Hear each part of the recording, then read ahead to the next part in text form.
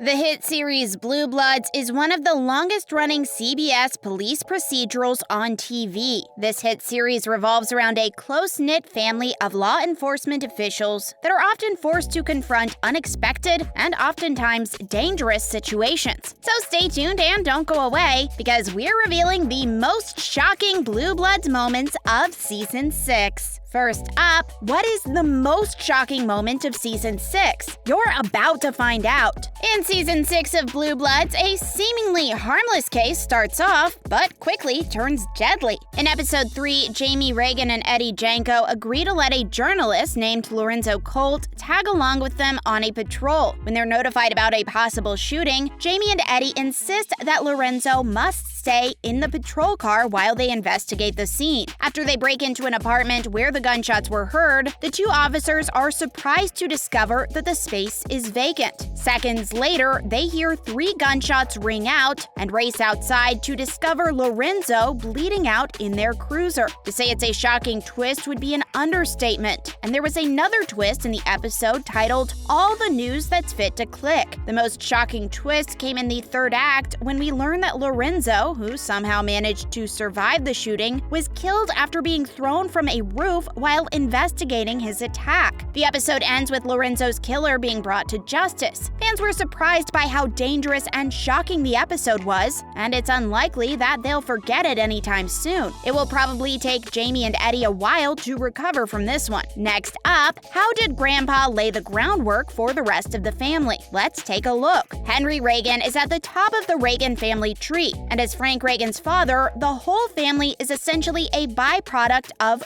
Grandpa Henry. Henry's career as a police commissioner set the stage for the family, and each one of them followed in his footsteps and followed their own path in law enforcement. Frank carried on his father's legacy when he became the police commissioner, and Henry's old-school views and values on policing are a source of conflict within the show. Most of the family agrees with Henry and Frank. However, some members challenge their often right-wing mindset. And with New York City constantly evolving from week to week, it's practically unrecognizable compared to the New York City that Henry once served in. So it makes sense that some family members would attempt to challenge Henry and Frank's old-school ways. The Reagan family has a history of tragedy, and it all started with Henry, who lost his wife Betty after she died from a terminal illness before the show even began. And to top it off, Henry's first son, Peter, died of leukemia before Frank was born. This makes Frank Henry's only child, and it's clear by Frank's own actions that he follows in Henry's footsteps. Up next, how is Danny continuing the family legacy? Let's have a look. Danny Reagan is Frank's oldest child, and as such, he sets an example for his younger siblings. As a kid, Danny dreamed of being a police officer, and because of his hard work and investigative skills, he earned a promotion to detective. Danny is a spitting image of Frank and Henry and relies on old-school police work to solve cases. But Danny does have a wild side. A short temper and a tendency to use excessive force has definitely got him in trouble a few times. Danny has 2 kids, Jack and Sean, and his wife Linda tragically died in an off-screen helicopter crash. Linda had a successful career as a nurse, and she and Danny had a fairly happy marriage. Oftentimes, the only source of tension between them had to do with Danny's work. And like Danny, we also know that Frank, the current commissioner of the New York Police Department, was heavily impacted by his father Henry's career. Frank progressed from a beat cop to a detective and advanced all the way to the office he currently holds. Since then, Frank's tenure as police commissioner has been successful, but it's been filled with challenges. As police commissioner, Frank is forced to deal with the intricate world of politics, not only within his department, but outside of it. On numerous occasions, Frank has contemplated quitting his job, but he's weathered the storm and chooses to continue the challenging line of work. Stay tuned and don't go away, because we're revealing the most shocking Blue Bloods moment of Season 6. Next up, how does Erin, Frank's only daughter, stand out from the rest of the family? You're about to find out. Erin stands out compared to the rest of the family because, unlike the others, she's not a cop. Erin works in the Manhattan District Attorney's Office and serves a different side of law enforcement. She tends to follow the law very strictly and occasionally clashes with her siblings when their work intersects, which is pretty often. Erin frequently argues with Danny because he has a tendency to bend the rules when putting criminals behind bars. Although Erin didn't follow Frank and Danny into the family biz, she's driven by her desire to bring justice to those who need it or deserve it. Erin has a daughter named Nicky, whose father is a defense attorney named Jack Boyle. Erin and Jack have been divorced for several years, but every now and again, audiences get subtle hints that romance could be on the verge of reigniting. But let's talk about Joe Reagan for a second. Joe was Frank's third child and was a cop who died in the line of duty. Joe was doing undercover work in an FBI investigation when the corrupt cops he was targeting killed him. Joe is a reminder of the Reagan family's tragic history and a lesson about the risks of being a cop. Up next, what about Jamie, Frank's youngest child? Let's have a look. Jamie initially followed Erin's decision to go to law school, but Joe's death inspired him to become a cop. After Jamie graduates from the police academy, he excels on the job and is assigned a rookie partner named Edith Eddie Janko. They become close friends, but eventually fall in love and get married in the season 9 finale episode. They don't have kids, but Jamie considers the possibility at the end of season 10. Jamie also dragged his feet during his policing career as well, and for years refused to take the sergeant's exam despite constant pressure from Frank. Jamie just wanted to make a name for himself on his own terms and follow his own path. Eventually, Jamie did pass the sergeant's exam. Moving on, what's the deal with Frank's iconic mustache? Although actor Tom Selleck had been a working actor since the early 70s, his fame skyrocketed in 1980 when he landed the role of a Hawaiian private investigator named Tom Magnum in Magnum P.I. The show ran for 8 seasons on CBS and became pop culture gold. Magnum's do-it-my-own-way attitude, casual beach-style fashion sense,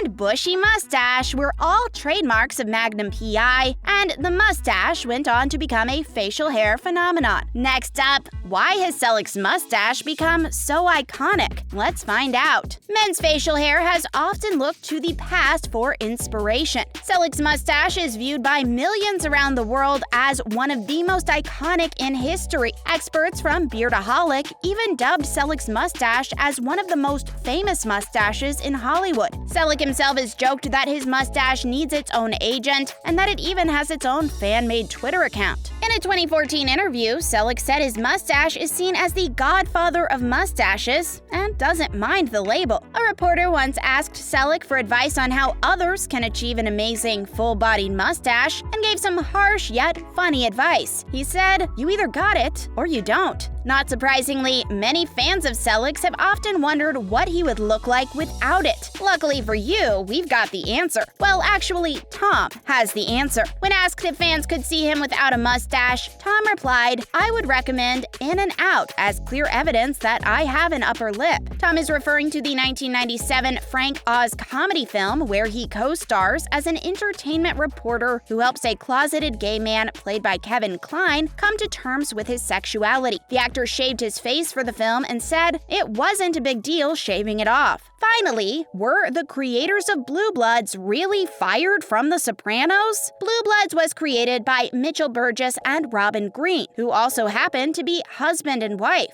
After writing episodes for Northern Exposure and Party of Five, the couple reconnected with David Chase, who worked with them on the 1988 series Almost Grown. Chase hired the couple in 1999 to write for a little mob drama he'd created for HBO called The Sopranos. Burgess and Green helped build the show in the early seasons and played a key role in developing it until they left the show in 2006. Chase reportedly grew frustrated that the couple wasn't writing enough episodes and that they didn't understand the so-called wise guy mentality of the characters that he was looking for. Green said Chase moved her chair at the writer's table to a corner further away so he wouldn't have to look at her, and that he was hostile until they fired her. In the late 60s, when Green was a teenager, she worked as the personal receptionist for Marvel Comics legend Stan Lee. That's a wrap for today's video. Thank you for watching.